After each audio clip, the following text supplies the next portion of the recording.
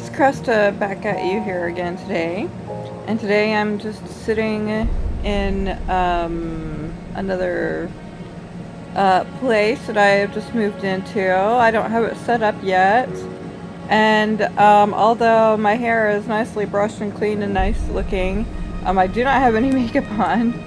And I'm just trying to get through this another haul of my things and a new place to live.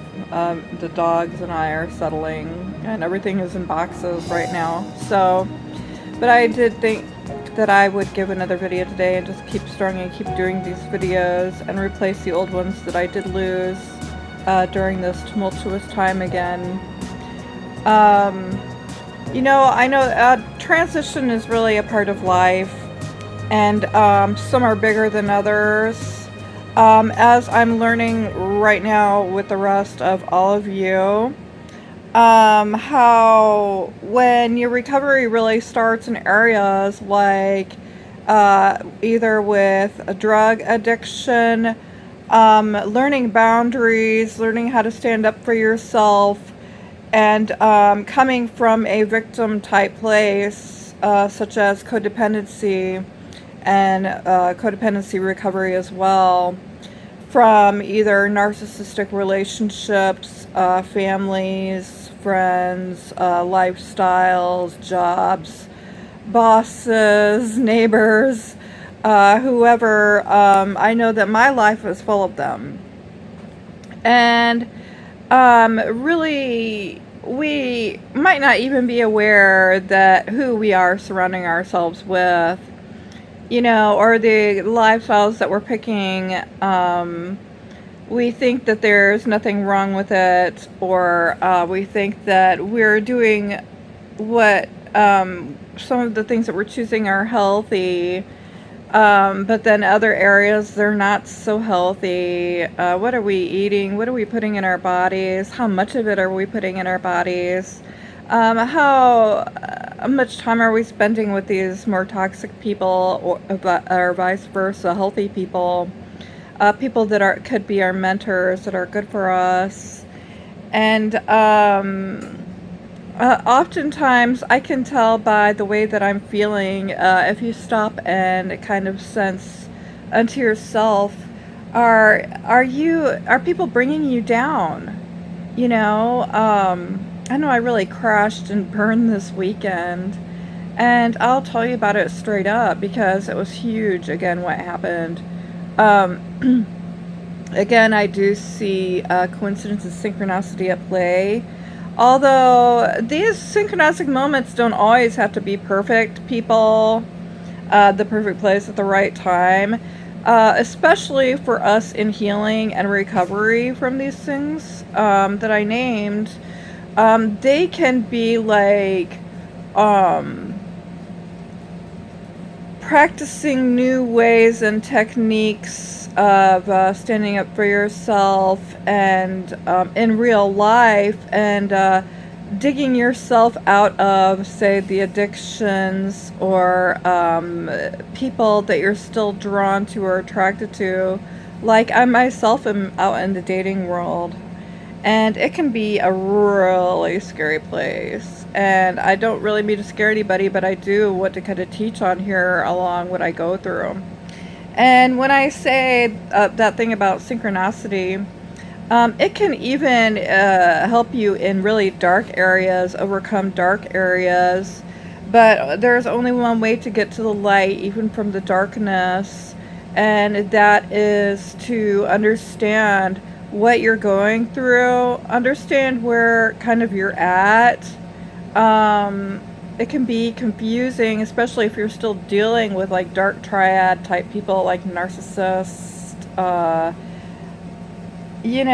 maybe even up along the lines of psychopath, sociopathic. I know that after my brother's death, there, he hung out with kind of a bar type of crowd, and really, a lot of people would come to me during that and offer me things, drinks, drugs. because that was the old Kresta saying, and not really caring too much what happened to Kresta, and Kresta was just along with it for the ride type of person with extreme low self-esteem, where I did not know how to say no, and I did not know that the life that I was creating was such an unhappy world. And the fight is real when you do start standing up to some of these people that you might have known in the past, or are meeting new people, and because a lot of times, like the flying monkey thing, whether it's with people that you used to hang out with and party with or be friends with, there's a lot of flying monkeys during the time when you want out of, say, at that relationship or whatever it is, or, the drugs. People have a tendency to be like, well, why do you want to leave? And manipulate you into wanting to stay and trying to coax you and draw you back. This was a big lesson for me again, and this was about dating again, kind of both, but mostly about dating. But luckily, when you are in a state of learning and working on yourself and recovering, I remember once when I was doing drugs, into the methamphetamines and things. I had gotten the rape drug once before, and I will say it again, it is the rape drug that I'm going to be talking about today. And I did a little research on it a long time before, when it was not the same as a methamphetamine high. It was more of like an intense, like maybe like pick me up a little bit of that energy high of methamphetamine, but it was also like a knockback onto, like you can't really move, and it's kind of like an ecstasy roll, but there's pleasure, but then again, for a woman cannot reach orgasm when on the rape drug. And you just become sort of like immobile and paralyzed, disoriented. So I had experienced it once before, but again, just this last weekend, I went on a date, and I'd actually was not listening, obviously, to my gut feeling, or listening to, or paying attention to what the warning signs that people were telling me about this man. And I was sort of desperate for some companionship, someone to go have fun with, something to do. And because, I'm at a place right now where it's just so intense. And I'm in a very vulnerable state, after the death of my brother, and just, at one of those trauma type states again. And I went for it. And of course, that night he had slipped something in my drink. And of course, it was the rape drug. And I was a little bit more prepared for it this time, because just recently in the past, my therapist had given me some books on addiction recovery, treatment, and like the different kinds of drugs that there were. And I had read more, and like what the names of these drugs were, and some certain types of rape drugs and what they're called. And again, I sensed it right away, and I knew something was wrong in the middle of the night, where a lot of times there's a certain one that can look like methamphetamine ice, chopped up into crystals, where smashed up, these men can slip it into your drinks. And in this case, I remember while I was sleeping, he had like put his finger up to my nose like a couple times, and I think he had done it twice then, once at night and once in the morning, because I felt that way all over again. In the morning when I tried to get up, I couldn't get up, and I laid there till about noon with those same ecstatic feelings, but just like passed out. And I think this is a really important one, especially for all the women out there, to understand what's going on, and how this is almost like a common occurrence for so many people in the U.S., and I don't know how many other countries that this is done, but it's become very popular, especially for drug addicts to get a hold of or find, and to use on women for, just a toy with women, for sexual reasons, and just, their own perverted pedophiliac reasons. Why?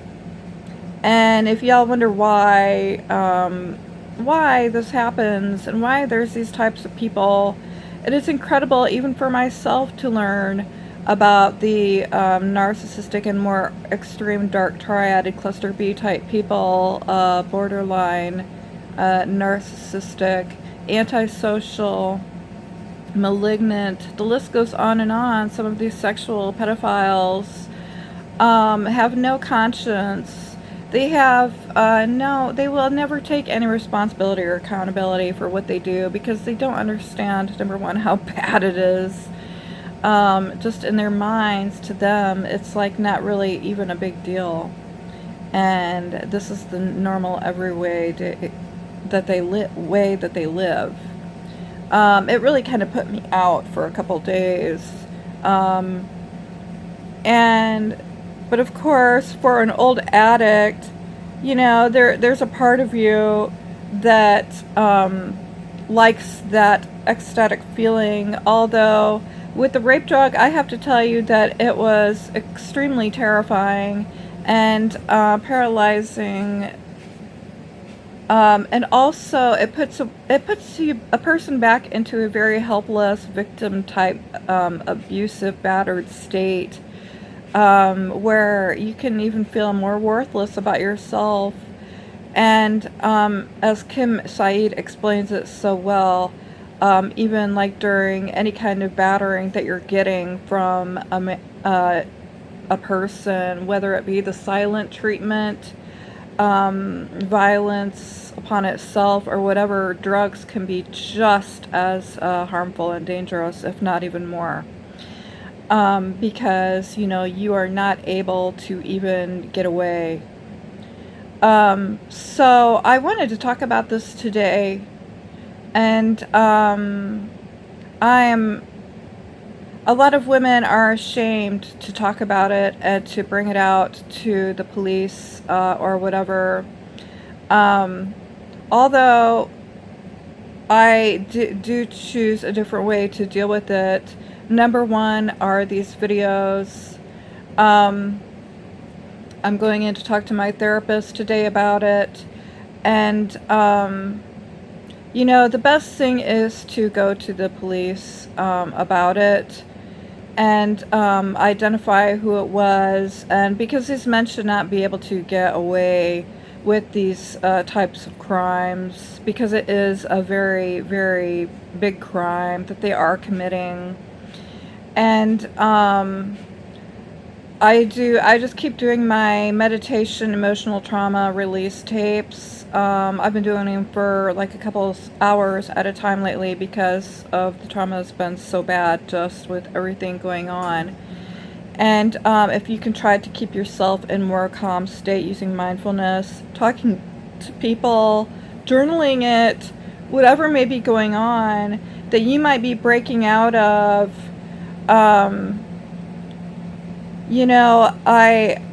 I knew what was happening, and it's good to know what all kinds of drugs are out there, because when you do get caught into situations like this, you can get past it. You don't have to stay a victim, and you can come out of it again and do healing and wholeness and become an even happier, better person than you were before. And some of these things are really frightening. But you just have to remember that these people are just Peabodys. Um, they're just using these messed up games to get into our heads and try to control us. Uh, and that's what they want. And when we stop giving into this, and when we start listening to our guts more, after we learn a little bit more every day, day by day, we can become wiser in our choices, and listen to the warning signs and take heed of red flags that go up around these people. And just ask a lot of questions when you're dating, and just beware, that things can happen, and just know what more to look for and how to react when something like this does occur. So, of course, I did get home safe and sound, and I actually messaged this person afterwards and told him that I knew what he did and what it was that he was using. And of course, they will totally deny it. When they get caught, narcissists don't like to get caught, because it just ruins everything for them and their ego state. So, of course, they're going to deny it. But I did tell him off. And I plan to take this further. Justice cannot be served by being mad and going and slashing their tires. You do have to take justice to the right place, and just forgive yourself, and don't be ashamed. Don't try to have that shame and blame take over yourself and hurt yourself even more. You really have to forgive it, because if you don't, you're just gonna stay blocked, and you don't want to do that, because that just causes more negative feelings. So more power onto us today, especially as women today.